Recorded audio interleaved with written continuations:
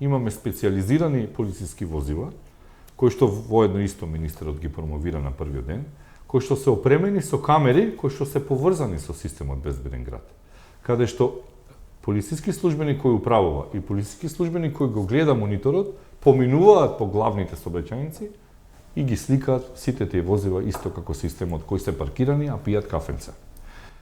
А се воедно паркирани на главна улица, која што го руши протокот, безбедниот проток на градот во клучни временски зони. И им доаѓа порака како што ти доаѓа за...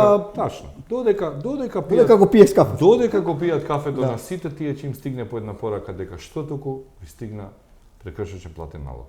И ќе сватат дека место да платат кафе која кошта можда 1500 денари, боле подобро е да се паркираат на место кај што е безбедно и кафето да ги кошта многу поевтино.